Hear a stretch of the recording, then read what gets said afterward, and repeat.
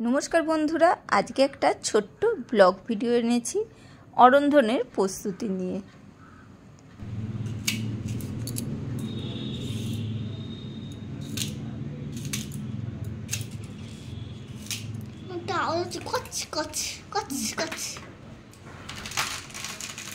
এদিকটা দেখ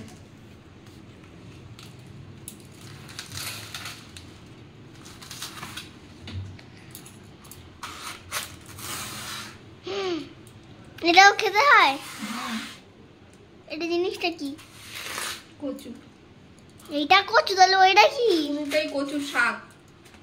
পুরোটাই কচু শাক? কচু এইদিকে। ও আচ্ছা, কচু তলার দিকে হয়।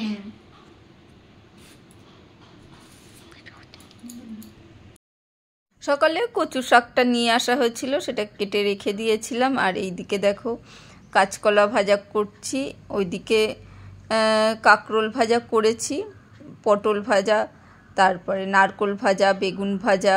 বেগুনটা একটু চালের গুঁড়ি দিয়ে ভেজেছিলাম।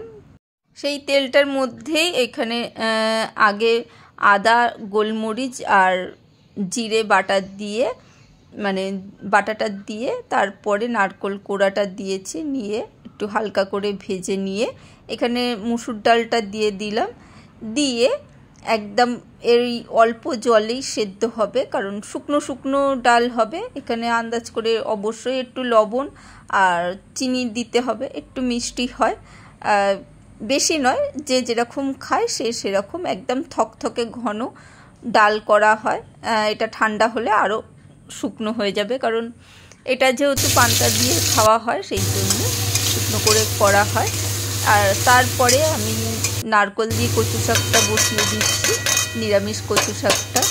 ওই আদা জিরে আর গোলমরিচ বাটা দিয়ে এখানে জিরে শুকনো লঙ্কা ফোড়ন দিয়েছি, তারপরে নারকোল দিলাম, দিয়ে কচু শাকটা সেদ্ধ করা কচু শাকটা দিয়ে করে নিচ্ছি। আর এখানে চালতাটা কেটে নিচ্ছি, চালতা টক করতে হয়, সেইটা কেটে আমি এখানে সেদ্ধ বসিয়ে দেবো, প্রেসার কুকারে দিয়ে দেবো, তাড়াতাড়ি সেদ্ধ হয়ে যাবে। অল্প জল দিয়েই সেদ্ধ করছি, আর যাতে চাটনিটা বেশি ঝোল না হয়ে যায়। আর এখানে ফোড়ন দিয়ে দিলাম, একটা শুকনো লঙ্কা ফাটিয়ে, আর 5 ফোড়ন দিয়ে চালতার টকটাও করে নিচ্ছি সুন্দর করে, বেশ মিষ্টি মিষ্টি করে।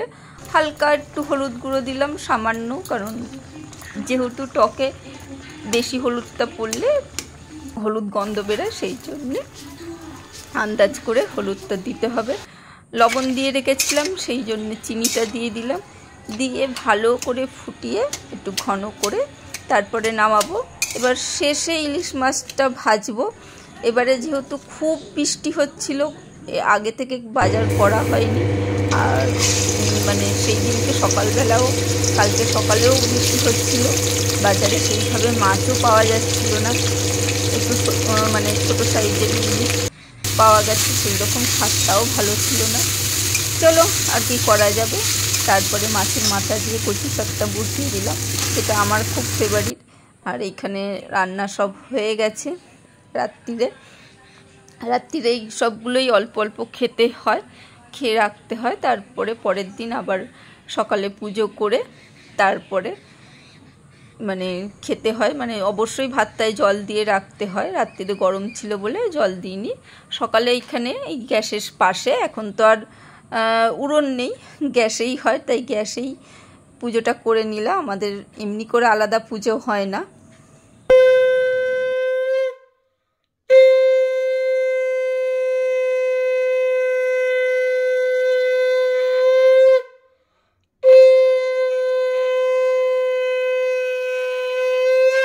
আর সব শেষে সব গাড়ি বেরিয়ে গেছে, শুধু বড় গাড়িটাই রয়েছে, সেটা পুজো হলো।